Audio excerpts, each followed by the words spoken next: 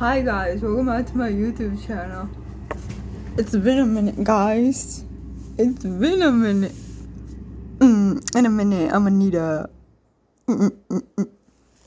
Yeah. Ew. Dead bugs. I just crushed one. Yes, I'm back, guys. You guys won't believe this, but you won't believe this, but I got COVID. Don't tell anyone. Nobody's supposed to know yet.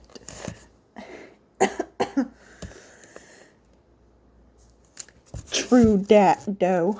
For sure. For real. For real, geez. I did get COVID. And today is my last day of quarantine from work. Excellent question. So, yeah. Today is my last day of staying up late and going back to work tomorrow. I'm excited, but okay, so first of all, let me backtrack. Okay. So the week before COVID was a very intense week. Our hours were cut. Most of our hours were cut. I was starting to get my full-time hours back, but it just so happened that I got COVID, and yeah. But anyways, that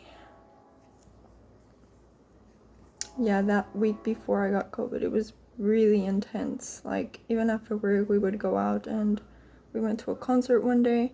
Then the second day, we went out to the Cal Expo fair with my family to celebrate my sister-in-law's birthday.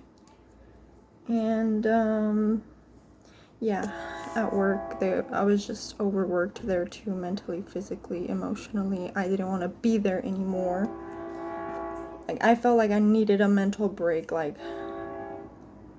since I was full-time, and my other coworkers' hours were cut. They weren't really coming, and I had to be helping everywhere. So cashiering, helping in the back, helping in the back, bringing stuff out, running the racks. One day I was like, you know what? I'm just gonna be running racks to see how these people in the back do it.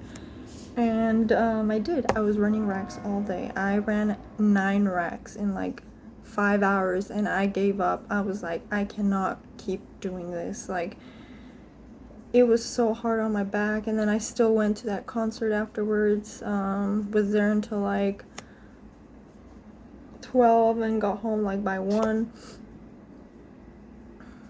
Then had to go to work the next day, and I was helping them everywhere there too. And then I just started feeling drained since that Saturday of that week. I felt so exhausted. There was a party that I was supposed to go to, but I decided, I was like, I can't do this. I can't make it. I'm not gonna make it. Like, I was getting anxiety, and I was already feeling so overworked. I was like, I just need a break. I just need to stop. My body is asking me to stop. Like, freaking, like, it was screaming for help. Like, legit felt exhausted. I had never felt so exhausted before. So but yeah, I was pulling through. I was like, you know what, I gotta make it. I gotta make it just this one day, and I can call out tomorrow. I'll just call out tomorrow. I'm not feeling my best. Bro, when I got home on Saturday, I went to In-N-Out, then came here, and I ate my In-N-Out, and I was trying to go to sleep because I was like, I'll just sleep it out. Maybe tomorrow I'll wake up, be able to go to work again. Let me bring a chair. Okay, so I was just pushing myself. I was motivating myself. I had never motivated myself so much before. Like, I felt like I had a fever, like an internal fever, and in my head I was like, I'm just overworked because I've been pulling these racks out. I haven't slept very well. I haven't eaten. I wasn't feeding myself very well before I got COVID either. But yeah, I was like, just this day, I'll call out tomorrow. And what do you know? I was, night came, and then I was still contemplating it, and then I was like, maybe I'll just go to sleep and see how I wake up tomorrow. Maybe still go. Yes, that's where I was at. So I was like, I'll just go to sleep, see how I feel. And what do you know, 12 a.m. in the morning, one of my coworkers was like, does anybody does anybody want to take my shift for tomorrow? And then I was like, crap, she's not gonna go to work, so she's probably gonna call out in a group chat. And so nobody really replied. Well, one coworker did reply. She was like, I can, like, what is the hours for the shift? And she never replied. So I was like, oh no, something's up. She probably is just going to call out tomorrow, since she's not replying in the group chat. And so then I went in with that mentality into work. I woke up feeling like I had a sore throat, and I was like, I can't call out though, because one of my other coworkers is probably gonna call out, and I didn't want to text her because I was already like feeling overwhelmed with everything. And I was just like, no, I just gotta go in. And I went in, and I was like, just dragging myself. And I felt like I had a fever that day too. You know, I don't know if you've ever, I hadn't felt this, well actually I felt it twice in the past 2 years, but when I was a kid, this is how I would feel when I would get fevers. Like, when I would get fever, like sometimes I would like drift off to sleep and then feel or dream like I'm falling. And it would always be the same dream, like I'm falling into the basement, like I'm walking down with my friends, and suddenly I just fall and I wake up. And yeah, when I wake up, I realize that I was like falling. So, it's like this weird sensation, like your body's lagging behind, or like your soul is lagging behind, like something's lagging behind. Almost like if you were high. You didn't hear that from me, but you know. Sorry, I don't normally cough into my hand.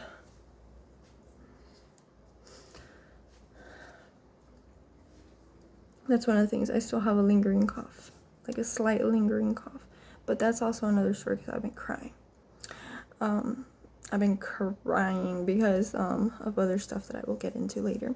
But yeah, Sunday, the whole day Saturday, I felt exhausted, and I felt like my soul was lagging behind. Like I would walk and I'd feel like I was dragging my soul, like physically dragging my soul. And I would have shivers, and I'd feel cold, and I'd be like, why is it so cold in here? And honestly, I feel like it was really cold in there to begin with. But also feeling like this, it made it feel like it was 10 times worse than it already was. But I didn't want to ask anybody, like, hey, do you feel really cold? Because I didn't want to start worrying people, you know? And then, I didn't want to say that I was leaving early and just leave, when someone else could have taken my shift, you know? But in that morning, I didn't feel good, but I was like, I just gotta make it through today. Just one more day, and then I'll have, my days off, and then I'll recover. But, yeah, I just pushed myself. And on Saturday, I was working with one of my coworkers that I normally used to work with a lot, so it made the day go by a little bit faster. I took extra minutes of break, not that anybody noticed, but I just did it for myself. I was like, I can't. And in those breaks, Saturday and Sunday, I would just go to sleep. Like, literally, I would put my head down, and 2-3 seconds later, I was already asleep. Slobbering even. God, how embarrassing. But good thing I had my mask on. And the slobber went into the mask, so yeah. But I felt like I couldn't make it. I felt I was like, I just need to sleep this out. And yeah, when I would fall asleep, I'd wake up and I'd feel, okay, I feel a little bit better, but then I'd start like, oh no, my energy's going down. I could physically feel it. But yeah, that's for those 2 days. Sunday I kind of had like a sore throat that kind of progressively got worse once I got home. Like once I got home, because the whole day was just hurting the same way. But when I got home, it was like hurting. That night, it was hurting so bad.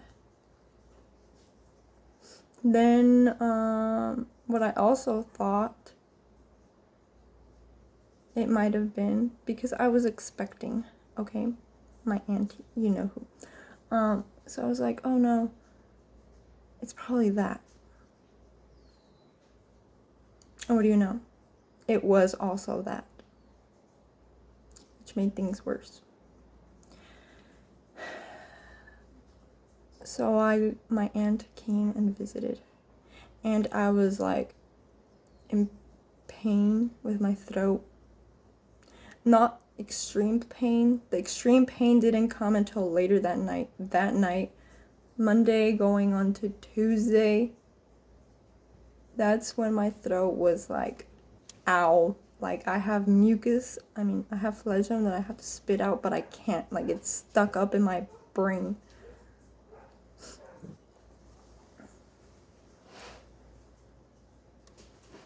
Yes, bitch. Yeah, I couldn't spit it out no matter how much I tried, and my mom was like having me drink Tylenols, and honestly, I can't drink pills for so I had to crush them up and put them in my tea and drink them, or mix it with my soup and drink water. And my mouth is really dry right now. It's annoying. It's because I ate oil. Not like literally just ate oil, but I ate enchiladas that were oily, greasy. But as I was saying, anyways. So yeah, I was in pain the whole day from my aunt. My aunt was really beating me up. And yeah, I did have a lot of pain from that, but that wasn't COVID. Then that night, yeah, my throat was really hurting. Then the next day, the whole day, my throat was hurting pretty bad. But yeah, as I said, my mom was having me drink teas and crushing Tylenol, and I was eating it like that. She made soups, and it felt really nice. I was like, wow, I am in heaven right now, even though I feel like crap. And I was so grateful that my symptoms weren't severe, and which I later understood that it was probably like one of the milder strains. So I was like, oh, so I guess it depends on what COVID you get, I guess. But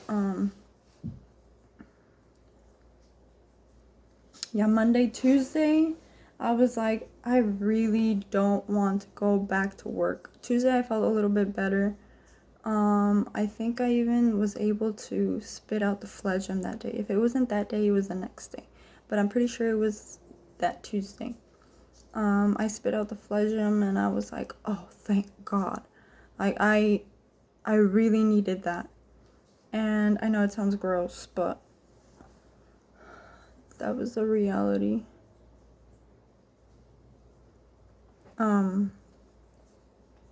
Oh, and I was also drinking pieces of garlic, and like trying to drink garlic in my teas and everything. I don't know how my mom does it. She's pretty healthy because she drinks garlic, but I can't do it. I would like to be as healthy as she is and do all these remedies and stuff, but I can't keep up with it. Like, it was so hard to swallow one little piece of garlic. I was eating vitamins and stuff, but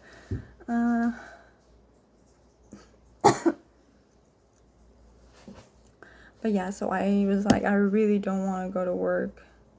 Like, that's how mentally checked out I kind of was from work, and like, work is killing me. Like, I kind of need a break. Like, I might just have to call out. But I was like, what if I have COVID? What if I do have COVID, and like, I'll be forced to have a break? So I was like, okay, I'll go to Walgreens. I went to Walgreens. I get a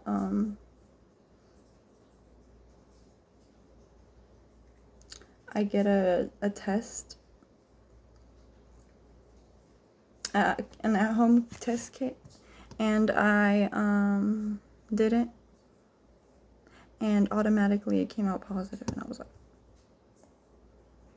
is this for real? Like, I was like, I don't think I have COVID. Like, it doesn't seem to be like COVID, because COVID is supposed to be severe. But I was like, what is the saying? I gave the benefit of the doubt. So I was like telling everybody, like, hey, I have COVID. And then I was like texting my coworkers, like, what should I do? Should I call in and say that I have COVID and stuff? And they're like, yeah, you should do that. So I did. And turns out they used my prior sick pay. And I don't think that was COVID pay, but whatever. Whatever, at this point, I don't care. I don't care. It's my money, so let's keep it. Although I was thinking that I was going to get COVID pay. My coworker said they got paid like $10 an hour for the amount of shifts they had to get replaced for. So I don't know. Maybe I got screwed over. I'll ask again when I go back tomorrow to work. Tomorrow is my first day of work back. And it's already August. Crazy, isn't it? Things are only going to get worse, I feel. There's going to be a fitting room position, according to my head. And that's not going to be very fun. But anyways, I was talking about COVID. So, yeah, that was day 4. I did the test. I came out positive. I was so happy.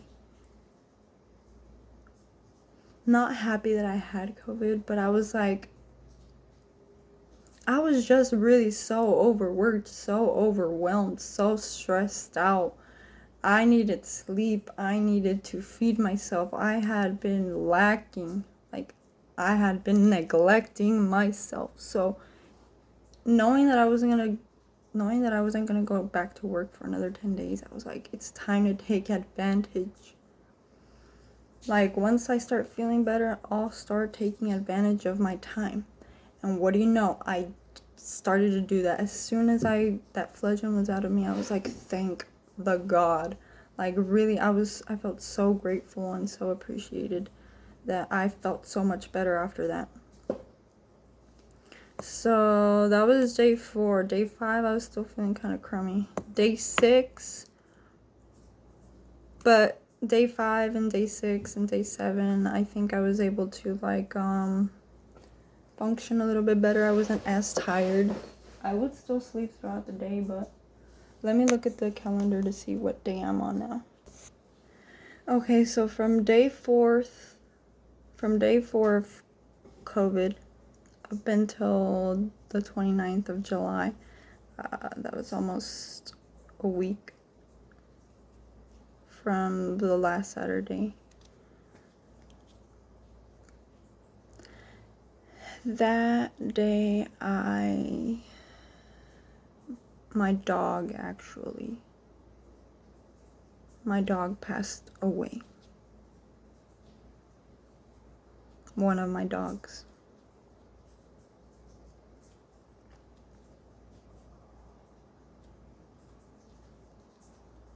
And we were all devastated. I felt and still feel guilty, and I feel like it was my fault. Although maybe it was supposed to happen because there was all these signs. So something I forgot to mention was that, okay, you know how when you have a fever, you feel like your soul is like lagging behind you? Okay, so I don't know if it was that Saturday or Sunday. No, I think it was that Monday. We were watching TV and I still kind of felt like that. But not as much, but I still felt it. Like when I would just go to sleep whenever I started feeling that. So, like towards the end of the night, my mom and I were watching a movie. We were watching a movie, and I was sitting on the couch, and let me show you. So I was laying down right here. I think my head was right there, and I was watching the TV that way. And over there is my brother's room. When my older brother had this room, he had like a little piece of wood that would cross here. I don't know if you can see anything, but there was a piece of wood that he put so that my dog wouldn't go into his room, because my dog was old and he would just pee everywhere, you know. So my brother didn't want him to pee in his room anymore and like be in there, and my brother was just kind of like moving on, and like he got a girlfriend, and he didn't want the dog in his room, basically.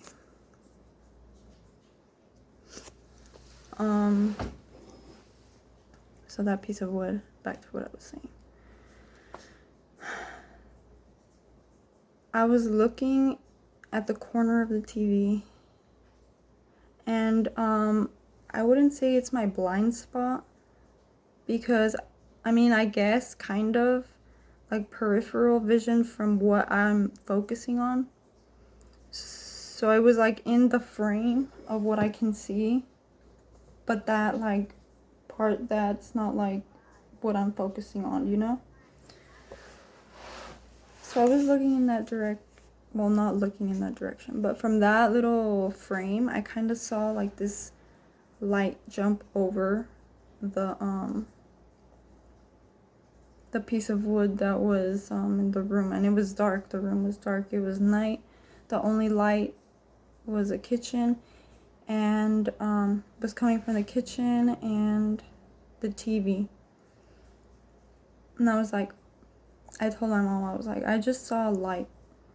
Like, it kind of like went over the stick. And then I was like, I kept saying it, but I didn't want to say it to like freak my mom out or think that I was like starting to hallucinate, or maybe like my fever went, like I was having a fever and hallucinations or whatever, because I don't think I was like, I had like the sensation that I had a fever, but I didn't have a temperature. Like, I really couldn't feel it, and I didn't feel hot inside. Like, it was just like a weird sensation that I had a fever. And I said it a couple times. I was like, I saw a light like jump over and she just kept saying, what? And she just kind of like shook it off, like, I guess maybe so that I wouldn't scare her or anything. But I did see like a really, really, really, really fast, quick light.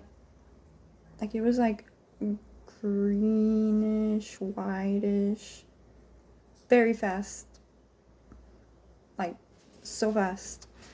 And I was thinking, well, in our culture, in my culture, we believe that sometimes when somebody's going to pass away, we kind of see them retracing their steps, where they've been and stuff, you know? And I didn't put two and two together in that moment. I was just thinking, oh, something better not happen. Like, I hope it's just like maybe a figment of my imagination. Since I was looking at the TV, I was thinking maybe it was just because, you know how you look quickly to the side, but I didn't even look to the side. I just saw it from like the side.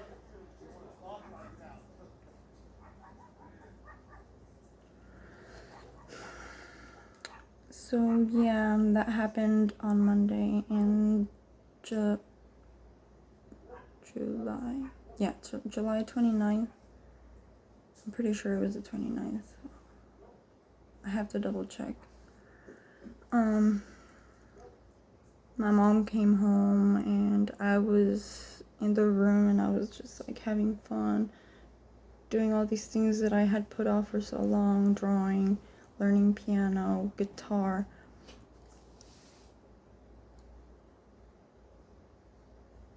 My dog is just staring off into space.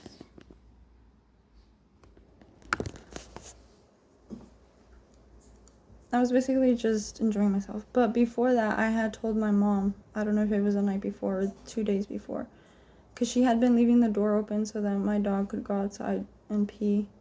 Because again, he just would pee under the table in the kitchen. He would pee everywhere. And I wasn't feeling good, but I was here. So I was like, hey mom, maybe you can leave the door open, the back door open for them. Like, it's okay. And I told her, I was like, you can just leave the door open in the back so that Richie can go pee. And then my mom was like, but I'm scared that somebody's gonna come in. And I was like, true. But I was like, but I'm here and like I don't have my doors closed. Like when I'm home, I don't close my doors really. I leave them open. Since it's just me now. My brother actually went off to the Marines already on July 11th. I mean the 10th. So, and then my other brother, I barely see him anymore. So basically I get the whole house to myself, which is pretty nice sometimes. But sometimes I do miss my brother. But anyways, so that happened, and my mom came home. She was like, so where's Richie? And then I was like, I don't know, like, he should be around the house somewhere. And then I started panicking because we couldn't find him, and I was like, crap, man. Like, somebody probably left the door open in the front, and I haven't checked on him, and he probably ran away. Like, maybe my mom accidentally left the doors open in the front and forgot to leave, didn't realize that Richie was outside, and she took off, and Richie took off too. So I was like, the whole time I was like, oh no. And I was just like, dumb dog, come on now, like, why would you run away? But I felt like it was my fault because I told my mom to leave the back door open. And when we started connecting the dots, when we found him, my mom had told one of my neighbors that lives like on the other side of the street, like, if you see my dog, can you let me know? Or if you see any dog that looks like this, can you let me know? And they're like, yeah, sure. What do you know? Like, a couple minutes later, she calls and she's like, hey, there's a dog on the street, but he's dead. And then I just heard my mom panicking, and she was like, oh, no, please don't tell me that. It's probably him. And then, I was panicked. I was like, no, it can't be. Like, it can't be him. Like, I don't think it's him. Maybe it's another dog. So I was kind of like in denial that it possibly could even be him. But I was like, even though I kind of did think that it was possible that maybe my dog Richie ran to the other side, to the other house, because there's a hole. Because when we were looking around in the back, we realized, oh, he probably went under the fence. Because my mom put this, like, barandal, I don't know what it's called, like a fence. She put this fence, like, where the hole was, but the fence was, it was on the ground. It wasn't against the fence. So we started thinking he probably ran away from here because the side door was closed. Even though I was questioning if I was the one who closed it and if it was open before I had closed it. So I was just like going through my head, like, how could he had left? Like, because my brother and my mom are kind of well known. Well, my brother is kind of well known to me to leave the doors open, like literally wide open. Even the house door. Like, one day I woke up and I was like, who is here? I walk outside and there's nobody. I realize, oh, my brother left it open. Or like the gate doors too sometimes. So I was like thinking, oh, my brother probably left the door open or something when he was here this morning. But my mom called him. He was like, no, I haven't been there all day. I haven't even been there, and so we were like, oh crap, like, how did he get out? And that was the only explanation that we thought of, that he probably ran under the fence and ended up on the other side of the street. So there we go, we're walking, and I'm just like, Mom, where are we going? And she was just ignoring me, and then I was like, wait, who was that? Like, I was asking her so many questions, but she wasn't answering, and we were walking fast, and I was like, man, please don't tell me that it was him. But in the back of my head, I was like, it's gonna be him. And then we got there, and they pointed, it's over there. And so we turn, and we're like, oh no, it's him.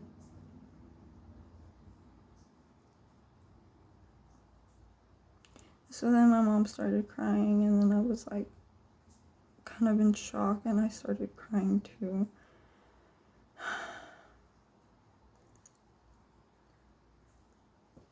I'm gonna get some water. So yeah, my dog ran into the neighbor's yard. We found him on the other side, the other street. My mom got down and I don't know if she touched him or if she was just looking at him. We were kind of scared to touch him because, like, what if he had blood, or like, I don't know what touching a dead dog would have felt like. And I was scared to find out if he actually was, but we could tell right off the bat that he was. Like, he wasn't moving, he was stiff, he looked stiff, very rigid. He had dirt everywhere, his eyes were open. It was just very hard to see him like that. And the neighbor was there. And he said he had told my mom and my other neighbor that a pit bull had attacked him. Okay, so this neighbor has 2 dogs, 2 big dogs. We feel and think that it might have been their dogs that shook him up and bit him, and my dog is deaf too. My dog was really defenseless. He was tiny. He couldn't hear. He was old. His body wasn't as strong. His legs already hurt to begin with.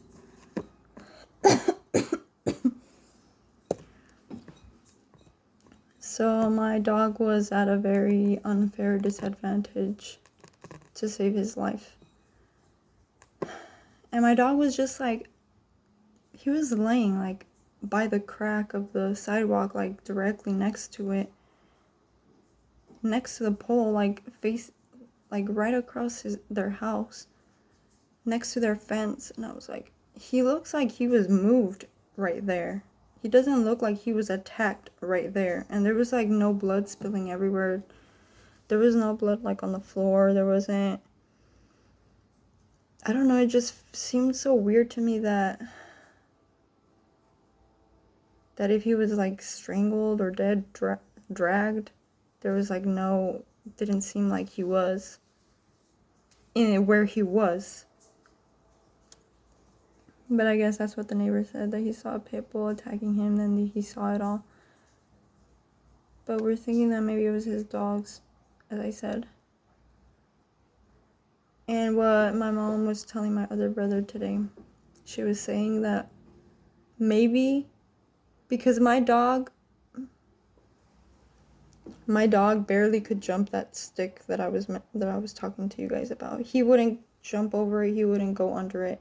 But that hole in the back was big enough, I feel, for him to like go under it without struggling too much. But my mom was saying that my brother was saying that Richie doesn't seem to be able to go under something like that.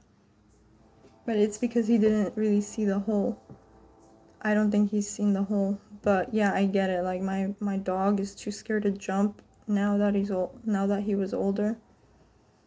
and he was scared to jump over and go under that stick. So I can see why they would think that, but they were saying maybe he like was peeing, his body was like low to the ground, and or maybe he was like looking, like peeking, and maybe that dog like grabbed him and like shook him up in the backyard, and maybe they took him out into the other fence. I feel like they should have called, or not called, they should have tried to contact us, because I'm pretty sure they know we have dogs too. Like, they have 2 big dogs. We never see the neighbors. Like, we really never see the neighbors. It's rare when we do see them, but I feel like they do know that we have dogs. I mean, we can hear their dogs when we're in like the back kitchen. I'm pretty sure they can hear my dogs when they're next to the fence. But another thing that happened was that there started to be a lot of flies, and my mom said that they used to say that when there was a lot of flies in the house, that's because somebody had already passed. It's probably true to animals too. Like, there was a lot of weird things going on. Yeah, because this whole summer I didn't see no flies, and you know, when I opened the curtain right now to put my phone here, there's a whole bunch of like dead flies on the side, and spider webs and stuff.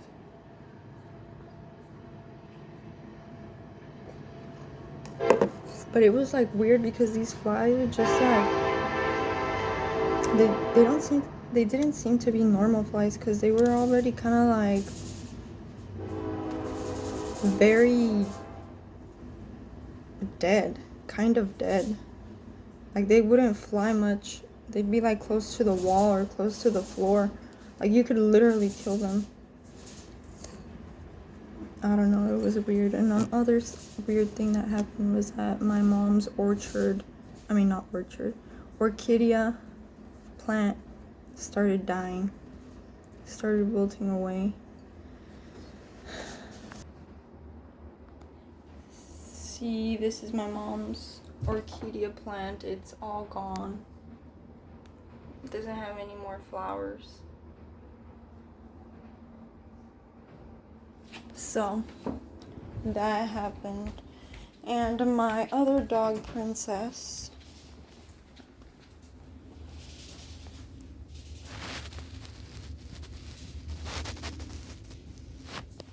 so she didn't get to, we don't know if maybe she heard when Richie was suffering or not, or if she realized that he was gone. She for sure realized that he's not here anymore. And the reason why I say that is because when we brought Richie back, we didn't let her see, because in our head we were thinking she's going to die on us, knowing that Richie's not here. And we honestly, we don't know anything about animals knowing other animals' deaths. I know about like other animals, but dogs, I didn't know. And I started searching up way too later. My mom had said, let's not show her that he's gone, because it's going to get her sad. So we didn't. Even though deep down I was thinking maybe we should let her smell him and let her see that he's gone. Let her smell that he's no longer going to be around, you know? But I didn't say anything because I was too hurt, and I was like, I really don't want my dog to suffer either. So we didn't. But later on, I realized that maybe it would have been a good idea to have her smell him, because she would keep staring Like, she would just stop and stare and kind of wait. Like, wait for a response. And we were, like, thinking, she's waiting for him to come back. She would go and stand and look for him where he was mostly at, you know, like where he would go bathroom. She would go up and like start smelling and like start looking and just like stop and stare in that direction. And she would be up and like restless at night. She would just get up, walk around, look around, go to the kitchen, go to the back. We would think that she would want to go bathroom, so we'd open the door, and she would just stare from the kitchen, the back kitchen, in the direction where Richie would always go bathroom. It was very sad. Like, I wanted to record her reaction, but I was like, why? That's too sad. I did record her one time, but I don't know if you'd be able to see. But anyways, yeah. And then we were starting to grieve him, and then my dog Princess started having seizures. Like, she had one on the day that we went to the concert that I was talking about earlier. She hopped on the sofa and I helped her get up because she couldn't. Once she jumped, she couldn't stay there, so I helped her get up again. And she kind of fell. And I was like, oh no, what just happened? Did I drop her? But no, she fell back because she had a seizure. She had like 2 that night. Once that night when we got home, and then another one earlier in the morning. But yeah, so then she had seizures, and then she was going through stuff, and she was getting sick, and she just wouldn't stop getting seizures. After that happened, maybe like Sunday night, I don't know if it was Sunday night, I don't even remember what day it was, but we realized that she started having seizures. Yeah, it was Sunday.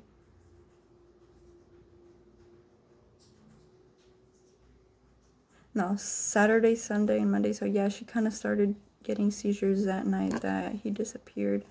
And we were thinking, oh man, she realizes that he's not here, so she's going to get sick. Yeah, she got really sick. We took her to the clinic, and they told us that